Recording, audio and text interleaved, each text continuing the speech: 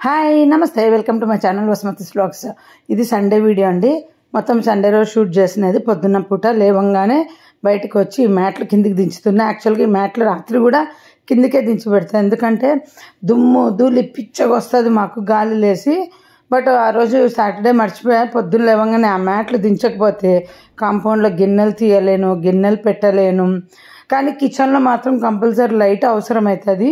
మాకున్న వేడికి ఈ మ్యాట్లు కూడా కాపాడట్లేదు. అసలు చాలా చాలా వేడి అండి. అసలు చాలామందికి చాలా చోట్ల ముక్కుల్లో రక్తం వస్తుందని మా ఆయన చెప్పాడనమాట. మేము కొంచెం సిటీ నుండి కొంచెం అవతలకు ఉంటాం. మా ఏరియా కంటే కూడా వాళ్ళకి ఎక్కువ ఉందన్నమాట. సో ఈ మ్యాట్లు కూడా గాలికి మొన్న ఊడి పడిపోయినాయండి పిల్లల రూమ్ వైపు. ప్రతిరోజు గాలి లేస్తుంది, అన్నీ ఎగిరిపోతున్నాయి. పొద్దున 8:30కి లేచాను చూడండి సండే. ఇంకా డిష్ వాషర్ వాడు నిన్న వచ్చాడండి. అసలు పిచ్చ గొడవ చేసేవాడితో గట్టిగా అడిచేసాను. గట్టిగా మామూలుగా అరవలేదు, అసలు రాక్షసులాగా అరిచిన. ఎందుకంటే చెప్పిన పాటే చెప్పడం. ఆ మార్క్ ఉంది చూసారు, ఆ మార్క్ ఎందుకు పడుతుంది? డిష్ వాషర్ క్లీన్ అయినప్పుడు ఆ మార్క్ పడకూడదు కదా. ఆ మార్క్ వల్లనే మా కంటైనర్స్ మీద మచ్చలు ఉంటున్నాయి. అసలు క్లీన్ అవ్వాలి కదా, అది కూడా స్టీలే కదా, అది ఎందుకు క్లీన్ అవ్వట్లేదు? మేము ఇదే పాయింట్ అడుగుతుంటే ఒకరోజు నిమ్మకాయ రుద్ది అంతా చేసిపోయి నిదానంగా పోతుంది అన్నాడు. అది ఎట్లా పోతుందండి? దాని ఓకే ఇది పెడతాము, ఆ రంధ్రం ఉంది కదా ట్రే కాడ, అక్కడ వచ్చేసి మేము ట్యాబ్లెట్ పెడతాం, క్లీనింగ్ ట్యాబ్లెట్. ప్రతిరోజు తగిలి మార్క్ అయితేనే ఉంది. నిన్నైతే నా కొత్త టపర్వేర్ మీద ఉన్న మచ్చలు చూపిస్తే అంటాడు అది పోదు, దాని మీదే ఉందంట. వాళ్ళ మెంటల్ మాటలు వాళ్ళదే అండి. ఇక్కడ ఫైట్ చేస్తూ బతకాలి ప్రతి మనిషితో. నేనన్నా చూడు, కొత్త మిషన్ అని అందరూ సర్దుకపోతారు, బట్ కొత్త మిషన్ నేను సర్దుకపోను. మీ గ్యారంటీ పీరియడ్ అయిపోయింది అంటే ఎప్పుడు వచ్చినాడో మళ్ళీ అతను కొత్తోడు కాదనమాట.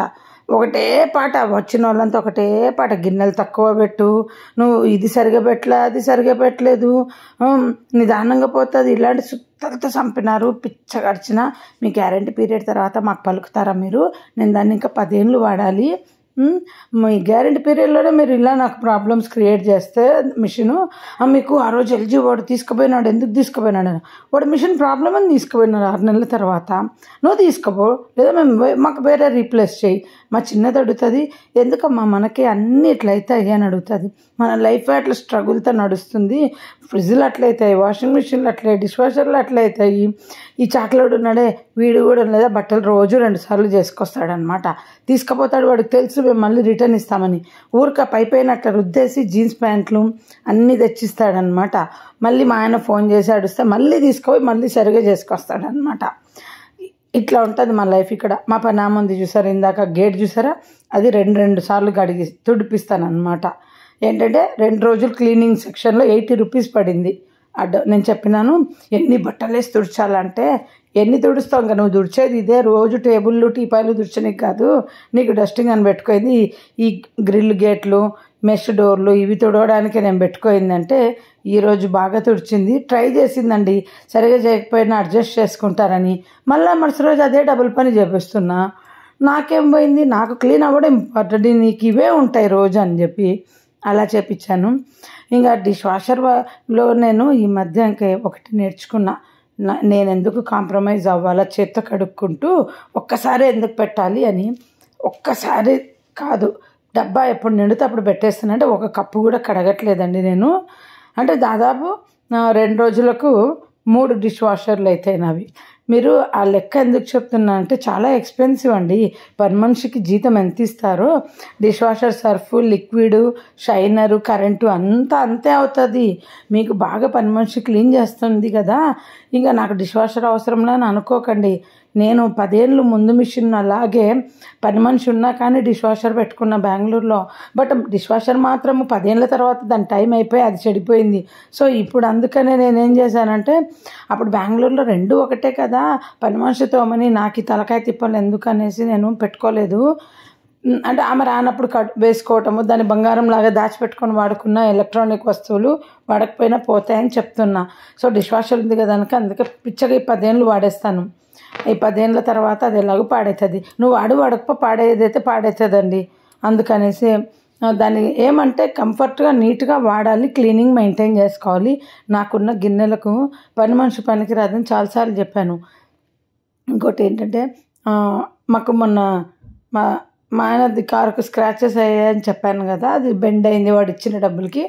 అదృష్టం ఎలా ఉందంటే నాకు వాడు వెనకాల ఉన్న బ్యాక్లో లైన్స్ కూడా క్లియర్ చేసి కొత్త కారు లాగా చేసి ఇచ్చాడు. సో మాకు జరిగిన అది మా ఆయనకు కారుకు జరిగిన ప్రాబ్లము అలా సెట్టింగ్ చూడండి, ఇంత షైనింగ్ ఉంటాయి దీంట్లో. పైగా హైజీన్ అండి, మనం వాడే విమ్ లిక్విడ్లు ఇవన్నీ కూడా మంచిది కాదు అసలు. అవి కూడా క్యాన్సర్ వస్తాయి, మీకు తెలుసా? అంతకుముందు ఆమ్వేలో వాళ్ళు చెప్పేవాళ్ళు నాకు డెమో ఇచ్చినప్పుడు. మనము ఎంత క్లీన్ చేసినా ఒక తెలియని లేయర్ ఉంటుంది లిక్విడ్ మీద, ఆమ్వే లిక్విడ్స్ వాడితే అలా మనకు అది ఉండదు అని చెప్పేవాళ్ళు మార్కెట్లో దొరికే ప్రోడక్ట్స్. సో మేము పాలు చూడండి ఫ్రీజర్లో పెట్టుకుంటాం రాత్రి తెచ్చినాక, ఎందుకంటే ఈ వేడికి చల్లార్చినా కానీ ఎంతసేపటికి చల్లారో కాచి పెడితే. అందుకే ఫ్రీజర్లో పెట్టుకొని పొద్దున్న లేసి టీకి వాడి అదంతా గడ్డ కరిగిపోయిన తర్వాత మళ్ళీ సోడా వేసి దాన్ని కూడా కాచితే అప్పుడు నిల్వ ఉంటుంది. ఫ్రిడ్జ్లో పెడితే పాలు నిల్వ ఉండట్లేదు. అందుకు చెప్తున్నాను, ఎవరైనా పాలు ఊరికే విరిగిపోతాయని కూడా తెచ్చుకుంటేనే ఫస్ట్ ఫ్రీజర్లో పెట్టుకోండి, వాడేటప్పుడు ముందు బయటికి తీసుకోండి, ఎన్ని కావాలో అన్ని వాడుకోండి, మళ్ళీ ఫ్రీజర్లో పెట్టుకోండి. అస్సలు పాలు విరగవు ఎన్ని రోజులున్నా. నేను 1 లీటర్ తెచ్చుకుంటే 2 days వాడుతున్నానండి. కొన్ని వాడేసి కాచి చల్లార్చి అవసరమైతే పెరుగు తోడు పెడతాను, లేదా ఫ్రీజర్లోనే మళ్ళీ పెట్టేస్తా. కాచకుండానే ఇంకా పచ్చిపాలు అలాగే పెట్టేస్తాం. ఇంకా ఈ ఫ్లాస్క్లో టీ వేసి పెడితే నేను పొద్దున ఇప్పుడు 8:30కి పెట్టే 12 అయినా తెలుసా, ఈ వేడికి చల్లారట్లేదు అసలు. ఇదే ఫ్లాస్క్ చలికాలంలో 1 గంట కంటే ఎక్కువ 2 hours మహా అయితే ఉంటుంది.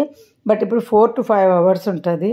వంట కూడా మాకు ఇప్పుడు తొందరగా అవుతుందండి, ఎందుకంటే ఫ్లేమ్ ఉండలేదా, తొందరగా గిన్నె అన్నం పెట్టినప్పుడు కానీ తొందరగా ఉడికెత్తుతుంది, తొందరగా అయిపోతుంది. అదే చలికాలంలో చలికి ఎంత ఫ్లేమ్ మీద ఉన్నా కానీ బయట వెదర్ వల్ల అది అందరికీ తెలుసు, బట్ నేను చెప్తున్నాను. సో చలికాలంలో లేట్ అవుతుంది. సో మీకు ఒకరోజు ఒక మాట చెప్పాను, మా సొసైటీలో ఒక ఆవిడ దూకి చనిపోయిందని. ఆవిడ దూకలేదంట అండి, ఆవిడను వాళ్ళ హస్బెండ్ తోసేసాడంట. ముసలామైన తర్వాత హస్బెండ్ తోసేసేదో నాకు అర్థం కాల. పోలీసులు పట్టుకుపోయినారన్నారు. మళ్ళీ మొన్న ఏమైందంటే ఒకరు ఊరికి వెళ్ళారు.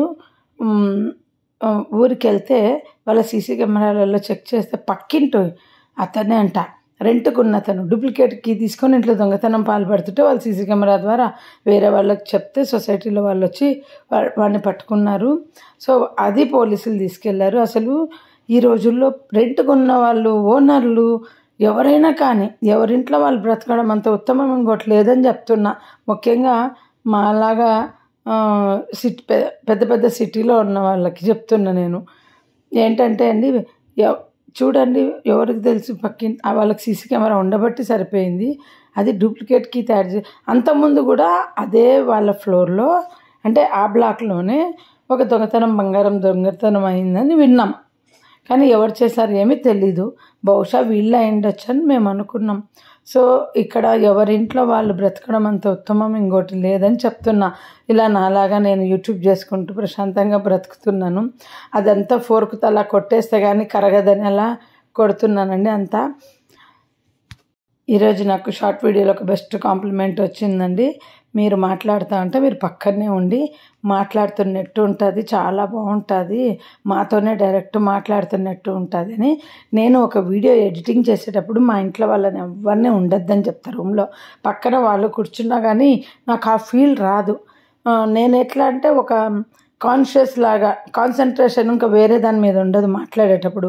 నేను ఎప్పుడు ఇంట్లో చెప్తా, అందుకేనేమో సినిమా వాళ్ళది ఎడిటింగ్ చేసేటప్పుడు సపరేట్ రూమ్ ఉంటుంది, వినేవాళ్ళు బయట ఉంటారు, ఎడిటింగ్ చేసేవాళ్ళు మనం చూస్తుంటాం కదా యాడ్స్లో, వాళ్ళు లోపల ఉంటారు అని.